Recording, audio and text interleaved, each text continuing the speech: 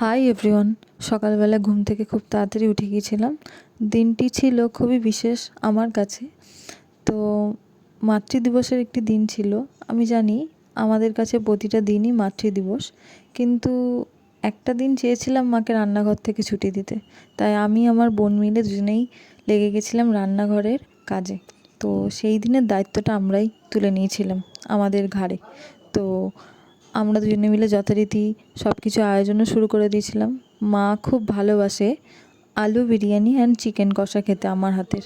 তো আমরা দুজনে মিলেই প্রিপারেশন করে নিয়েছিলাম। এবার চিকেন করার জন্য আমি কড়াইতে তেল গরম করে তাতে দিয়ে দিয়েছিলাম গোটা গরম মশলা, তেজপাতা ও শুকনো লঙ্কা, এবং তাতে দিয়ে দিয়েছিলাম পেঁয়াজ কুচি। পেঁয়াজ কুচিটাকে ভালো করে লাল লাল করে ভেজে নেওয়ার পর এরপর কড়াইতে অ্যাড করে দিয়েছিলাম পেঁয়াজ বাটা, রসুন বাটা ও আদা বাটা। বাটা মশলাটাকে ভালো করে কষিয়ে নেব যতক্ষণ না মশলার গা থেকে তেল ছেড়ে আসছে।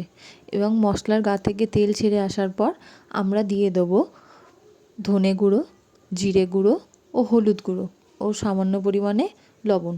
দিয়ে দেওয়ার পর আমরা ভালো করে কষিয়ে নেব যতক্ষণ না কুকড হয়ে যাচ্ছে মশলাটা। ভালো করে টেক্সচারটাকে মিক্স করে নেওয়ার পর যখন দেখব গা থেকে তেল ছেড়ে আসছে, তখন আমরা দিয়ে দেবো লঙ্কা পেস্টটা।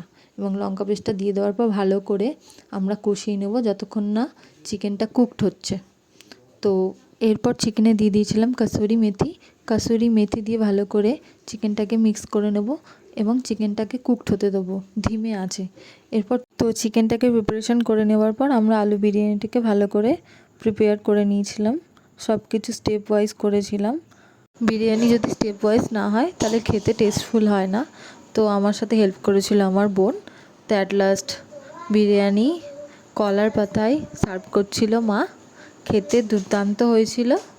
সবাই খুব ভালোভাবে খেয়েছিলাম আর খুব আনন্দ করেছিলাম আজকের দিনটা।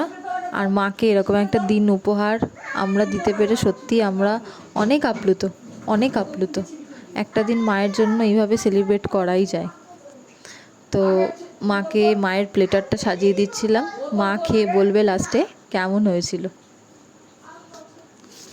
সবাই মিলে খেতে বসে গেছিলাম। বাবা, বোন, আমি, মা, সবাই, আমার বোনু, সবাই মিলে খেতে বসে গেছিলাম। এই যে মা রিভিউ দিচ্ছিল। আর আমাদের এই ভিডিওটি ভালো লেগে থাকলে অবশ্যই একটা লাইক করবেন, শেয়ার করে দেবেন আর সাবস্ক্রাইব করতে ভুলবেন না। আজকের মতন এইটুকুই। আসছি নতুন একটা ব্লগ নিয়ে খুব